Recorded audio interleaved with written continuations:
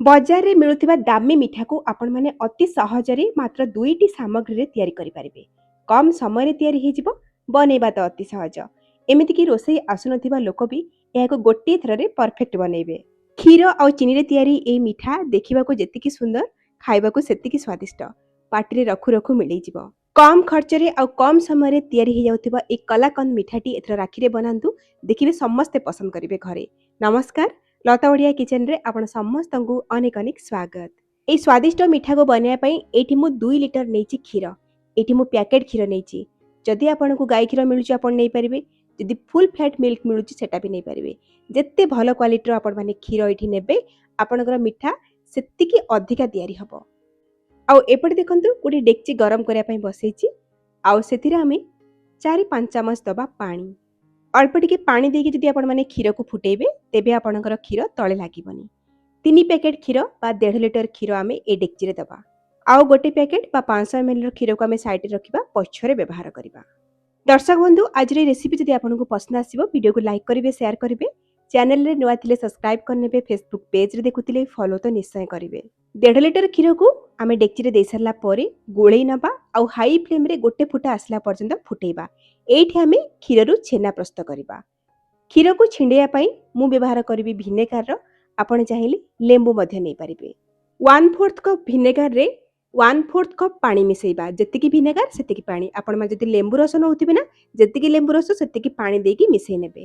ଆଉ ଏପଟେ ଦେଖନ୍ତୁ ହାଇ ଫ୍ଲେମ୍ରେ କ୍ଷୀର ଏଇଠି ଗୋଟେ ଫୁଟା ଆସିଗଲାଣି। ଏବେ ଆମେ ଗ୍ୟାସ୍ର ଫ୍ଲେମ୍କୁ ଅଫ୍ କରିନେବା ଆଉ କ୍ଷୀରକୁ କିଛି ସେକେଣ୍ଡ ପାଇଁ ଥଣ୍ଡା କରିବା। 10-20 ସେକେଣ୍ଡ ଅପେକ୍ଷା କଲା ପରେ ଆମେ ଯେଉଁ ଭିନେଗାର ଆଉ ପାଣିକି ମିକ୍ସ କରିଥିଲେ, ସେଥିରୁ ଅଳ୍ପ କିଛି ପକାଇବା, ଗୋଳେଇବା, ପୁଣି ଅଳ୍ପ କିଛି ପକାଇବା, ପୁଣି ଗୋଳେଇବା।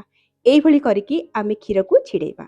ଗୋଟିଏ ଥରରେ ସବୁ ଭିନେଗାର ପାଣି ଦେବା ଦରକାର ନାହିଁ। ଅଳ୍ପ ଅଳ୍ପ ଦେଇକି ଗୋଳେଇଲେ ଆପଣମାନେ ଜାଣିପାରିବେ ଯେ ଆପଣଙ୍କୁ କେତେ ଭିନେଗାର ପାଣି ଏଇଠି ଦରକାର ପଡ଼ିବ।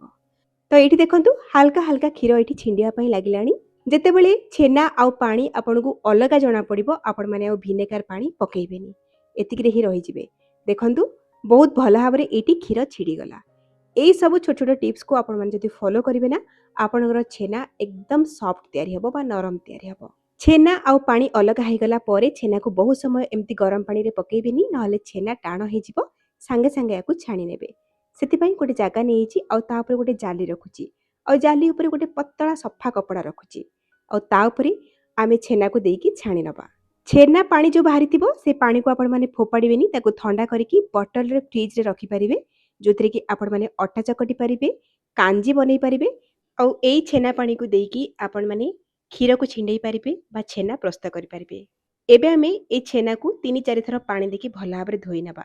କାହିଁକି ନା କ୍ଷୀରକୁ ଛିଣ୍ଡେଇବା ପାଇଁକା ଆମେ ଭିନେଗାରର ବ୍ୟବହାର କରିଥିଲେ, ଯେଉଁଥିପାଇଁ କି ଖଟାପଣ ଟିକେ ଥାଏ। ଧୋଇ ନେଲେ ଖଟା ଅଂଶଟା ପଳେଇଯିବ। ଏବେ ଆମେ ଧୋଇ ସାରିଲା ପରେ ଏମିତି କପଡ଼ାକୁ ଉଠେଇକି ଭଲ ଭାବରେ ଚିପୁଡ଼ି ନେବା। ଏକ୍ସେସ୍ ପାଣି ଯାହା ବି ଥିବ ସେ ଯେମିତି ବାହାରିଯିବ। ଏଇଠି ଆମର ଫ୍ରେଶ୍ ଛେନା ପ୍ରସ୍ତୁତ ହେଇଗଲା। ଆକୁ ଆମେ ଗୋଟେ ପ୍ଲେଟ୍କୁ ବାହାର କରିନେବା। 1.5 ଲିଟର କ୍ଷୀରରୁ ପାଖାପାଖି 250-300 ଗ୍ରାମ ଭିତରେ ହିଁ ଛେନା ଏଇଠି ବାହାରିଛି। ଏଇଠି ମୁଁ ଫ୍ରେଶ୍ ଛେନା ବ୍ୟବହାର କରୁଛି। ଆପଣ ଚାହିଁଲେ 250-300 ଗ୍ରାମର ପନିର ମଧ୍ୟ ଏଠି ନେଇପାରିବେ।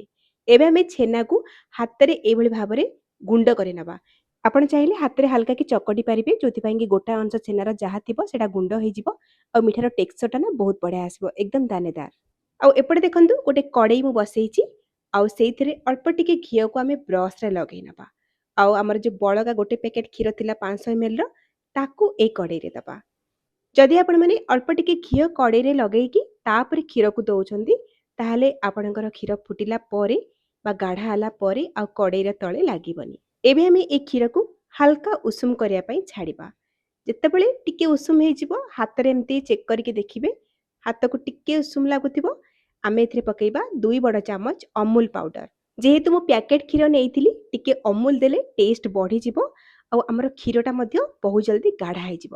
ଯଦି ଆପଣମାନେ ଗାଈ କ୍ଷୀର ନେଇଥିବେ, ପିଓର କ୍ଷୀର ନେଇଥିବେ, ଫୁଲ୍ ଫ୍ୟାଟ୍ ମିଲ୍କ ନେଇଥିବେ, ତେବେ ଆପଣଙ୍କୁ ଏଠି ଅମୁଲ ପକାଇବା ଦରକାର ନାହିଁ।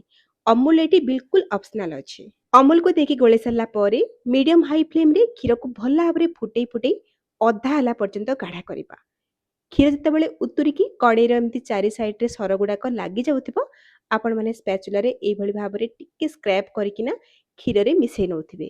ଆମେ 500 ml କ୍ଷୀରକୁ ଏଠି ଫୁଟଉଛେ, ତ 500 ml କ୍ଷୀରଟା 250 ml ହେଲା ପର୍ଯ୍ୟନ୍ତ ଆକୁ ଆମେ ଫୁଟେଇକି କମ୍ କରିବା ବା ଗାଢ଼ା କରିବା। ଏଇଭଳି ହାଇ ଫ୍ଲେମ୍‌ରେ ଲଗାତାର ଗୋଳେଇ ଗୋଳେଇ ଆପଣ ଯଦି ୟାକୁ ଫୁଟେଇ ନେବେ ନା, ବହୁତ ଜଲ୍ଦି ଏ ଗାଢ଼ା ହେଇଯିବ। ଏଠି ଦେଖନ୍ତୁ କ୍ଷୀର ଆମର ପାଖାପାଖି ଅଧା ଅଧି ଶୁଖି ଆସିଲାଣି ବା ଟିକେ ଗାଢ଼ା ହେଇ ଆସିଲାଣି। ଏଇ ଷ୍ଟେଜ୍‌ରେ ଆମେ ମିଠା ପାଇଁ ଦେବା ଚିନି। ତ ମୁଁ ଟୋଟାଲ୍ 2 ଲିଟର କ୍ଷୀରର ମିଠା ବନଉଛି, ତ ତା ପାଇଁ ଅଧା କପ୍ ବା 100 ଗ୍ରାମର ଚିନି ଏକଦମ ପରଫେକ୍ଟ ରହିବ। ଯେହେତୁ ଚିନି ପକେଇଲା ପରେ ସେଥିରୁ ଟିକେ ପାଣି ବାହାରିଥାଏ, ତ ଆଉ ଟିକେ ହାଇ ଫ୍ଲେମ୍‌ରେ ଫୁଟେଇକି ୟାକୁ ଗାଢ଼ା କରିନେବା। କିନ୍ତୁ ଧ୍ୟାନ ରଖିବେ ଅତ୍ୟଧିକ କ୍ଷୀରକୁ ଫୁଟେଇ ଫୁଟେଇ ଗାଢ଼ା କରିଦେବେନି, ଅଧା ହିଁ କରିବେ। ଏବେ ଆମେ ପୂର୍ବରୁ ଯୋଉ ଛେନା ରେଡି କରିକି ରଖିଥିଲେ, ତାକୁ ଏଇଠି ପକେଇବା। ଛେନା ସହିତ ଆମର ବହଳିଆ କ୍ଷୀରକୁ ଭଲ ଭାବରେ ଗୋଳେଇ ନେବା ଆଉ ଫ୍ଲେମ୍‌କୁ ମିଡିୟମ୍ ଟୁ ହାଇ ରଖିବା। ଆଉ ଲଗାତାର ଏମିତି ଗୋଳୁଥିବା, ନହେଲେ କ'ଣ ହବ ନା ତଳୁ ଲାଗି ଯାଇପାରେ। ଆଉ ଏମିତି ହିଁ ଗୋଳେଇ ଗୋଳେଇ କ୍ଷୀରକୁ ଗାଢ଼ା କରି ନେବା ବା ଶୁଖେଇ ନେବା। ଯାହାଦ୍ୱାରା କି କ୍ଷୀରଟା ପୁରା ଶୁଖିକି ଛେନା ସହିତ ମିକ୍ସ ହେଇଯିବ। ଗୋଟେ ବହଳିଆ ଟେକ୍ସଚରକୁ ପଳେଇ ଆସିବ। କ୍ଷୀରଟା ଶୁଖିବା ପାଇଁ ନା ବହୁତ କମ୍ ସମୟ ଲାଗିବ, କାହିଁକି ନା ଛେନାଟା ଅତି ଶୀଘ୍ର କ୍ଷୀରକୁ ସୋକ୍ କରି ନେଇଥାଏ। ତ ଏଇଭଳି ମିଡିୟମ୍ ଟୁ ହାଇ ଫ୍ଲେମ୍‌ରେ ଗୋଳେଇଲା ପରେ ଦେଖିପାରୁଥିବେ ଇଏ ଗୋଟେ ବହଳିଆ ଟେକ୍ସଚରକୁ ପଳେଇ ଆସିଲାଣି। ଯାହା ବି କ୍ଷୀର ଥିଲା ନା ସେ ଶୁଖି ଆସିଲାଣି। ଏତିକି ଧ୍ୟାନ ରଖିବେ ଅତି ଡ୍ରାଏ କରିଦେବେନି ବା ଶୁଖିଲା କରିଦେବେନି, ନହେଲେ ମିଠାଟା ଆମର ଭଲ ଭାବରେ ସେଟ୍ ହେଇପାରିବନି। ଏଇ ଷ୍ଟେଜ୍‌ରେ ବାସ୍ନା ପାଇଁ ଆମେ ଅଧା ଛୋଟ ଚାମଚ ଗୁଜୁରାତି ଗୁଣ୍ଡ ଦେଇକି ଭଲ ଭାବରେ ଗୋଳେଇ ନେବା। ଯେତେବେଳେ ଏଇଟା ହେଇ ଆସିବ ବା କ୍ଷୀରଟା ପୁରା ଶୁଖି ଆସିବ, ଦେଖିପାରୁଥିବେ କଡ଼େଇରୁ ଛାଡ଼ିଲା ଭଳି ଲାଗୁଥିବ।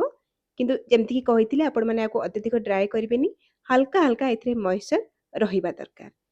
ଏଇଟା ହେଇଗଲା, ଆଠୁ ଅଧିକ ଆମକୁ ଶୁଖେଇବାର ନାହିଁ। ଏବେ ଆମେ ୟାକୁ ନେଇକି ସେଟ୍ କରିବା। ତ ୟାକୁ ସେଟ୍ କରିବା ପାଇଁ ଏଠି ଦେଖନ୍ତୁ ଗୋଟେ ଟ୍ରେ ମୁଁ ନେଇଛି, ସେଥିରେ ଅଳ୍ପ ଟିକେ ଘିଅ ମୁଁ ଲଗେଇ ନେଉଛି। ଆଉ ଏ ଗରମା ଗରମ ମିକ୍ସଚରକୁ ଆମେ ଏ ଟ୍ରେରେ ଦେଇଦେବା। ଆପଣମାନେ ଏଇ ମିଠାକୁ ଜମେଇବା ପାଇଁ କେକ୍ ଟିନ୍ ନେଇପାରିବେ, ନହେଲେ ଷ୍ଟିଲ୍‌ର ପ୍ଲେଟ୍ ମଧ୍ୟ ନେଇପାରିବେ। ଆଉ ସେଥିରେ ଘିଅ ଟିକେ ନିଶ୍ଚୟ ଲଗେଇବେ। ଆଉ ଦେଖନ୍ତୁ ଏ ମିକ୍ସଚରକୁ ଦେଇକି ଆମେ ଏମିତି ସ୍ପାଚୁଲାରେ ଟିକେ ପ୍ରେସ୍ କରିନେବା, ଆକୁ ସମାନ କରିନେବା। ଆକୁ ଅତ୍ୟଧିକ ପତଳା କରିକି ସ୍ପ୍ରେଡ୍ କରିବେନି, ଟିକେ ମୋଟା ରଖିବେ। ନହେଲେ କ'ଣ ହେବ ନା ମିଠାଟା ସେଟ୍ ହେଲା ପରେ ଯେତେବେଳେ ଆପଣମାନେ ମିଠାଟାକୁ କାଢ଼ିବେ, ସେ ଭାଙ୍ଗି ଯାଇପାରେ। ତ ଏଇଭଳି ଟିକେ ଦବେଇ ଦବେଇ ସମାନ କରିସାରିଲା ପରେ ଉପରଟା ଟିକେ ସଜେଇ ନେବା। ଏଠି ମୁଁ କିଛି କଟା ଆଲମଣ୍ଡ ଆଉ ପିସ୍ତା ଦେଇକି ସଜେଇ ନେଉଛି। ମିଠା ଆହୁରି ସୁନ୍ଦର ଦେଖାଯିବ, ସେଥିପାଇଁ ମୁଁ ଉପରେ କିଛି ଶୁଖିଲା ଗୋଲାପ ଫୁଲର ପାଖୁଡ଼ାକୁ ପକଉଛି। ଆକୁ ଦେଇକି ଟିକେ ଏମିତି ଚାପି ନେବା ସ୍ପାଚୁଲାରେ। ଆଉ ତାପରେ ଏ ମିଠାକୁ ଆମେ ଅଧଘଣ୍ଟାରୁ 1 ଘଣ୍ଟା ପାଇଁ ଆକୁ ବାହାରେ ଛାଡ଼ିବା ସେଟ୍ ହେବା ପାଇଁ। ଫ୍ରିଜ୍‌ରେ ସେଟ୍ କରିବା ଦରକାର ନାହିଁ। ଏ ମିଠାକୁ ସେଟ୍ କରିବା ପାଇଁ ବେଶୀ ସମୟ ଲାଗିବନି। ଅଧଘଣ୍ଟା ପରେ ଏଠି ମୁଁ ଆପଣଙ୍କୁ ଦେଖଉଛି ମିଠା ଏଠି ବହୁତ ଭଲ ଭାବରେ ସେଟ୍ ହେଇଯାଇଛି। କେମିତି ଜାଣିବେ ସେଟ୍ ହେଇଛି ବୋଲି? ଉପରକୁ ଛୁଇଁକି ଦେଖିବେ। ଉପରଟା ଏକଦମ ଶୁଖିଲା ଲାଗିବ ଆଉ ହାତରେ କିଛି ପାଣି ଅଂଶ ଲାଗୁନଥିବ, ଜାଣିବେ ଏଇଟା ସେଟ୍ ହେଇଗଲା। ଏଇଠି ଆପଣମାନେ ମିଠାକୁ ନିଜ ପସନ୍ଦ ହିସାବରେ କାଟିପାରିବେ, ଛୋଟ ବଡ଼ ସାଇଜ୍ କରିକି। ଏଇଠି ତିଆରି ହେଇଗଲା ଏକଦମ ନରମ, ଦାନେଦାର, ପାଟିରେ ମିଳେଇଗଲା ପରି କଲାକନ୍ଦ। ଏ ମିଠାକୁ ଆପଣମାନେ ଫ୍ରିଜ୍‌ରେ 5-6 ଦିନ ପର୍ଯ୍ୟନ୍ତ ରଖିକି ଖାଇପାରିବେ, କିଛି ବି ଖରାପ ହବନି। ଏଥର ରାକ୍ଷୀରେ କ୍ଷୀର ଆଉ ଚିନି ଦେଇକି ଏ ସୁଆଦିଆ ସହଜ ମିଠାକୁ ତିଆରି କରନ୍ତୁ। କେମିତି ଲାଗିଲା ଆପଣଙ୍କ ଅନୁଭୂତି ମୋ ସହିତ ସେୟାର କରନ୍ତୁ। ତାହେଲେ ଆଜି ପାଇଁ ରହୁଛି, ପୁଣି ଆସିବି ଆଉ ଗୋଟେ ନୂଆ ରେସିପି ନେଇକି। ସେଇ ପର୍ଯ୍ୟନ୍ତ ରହିଲି, ନମସ୍କାର, ବାଏ, ଜୟ ଜଗନ୍ନାଥ।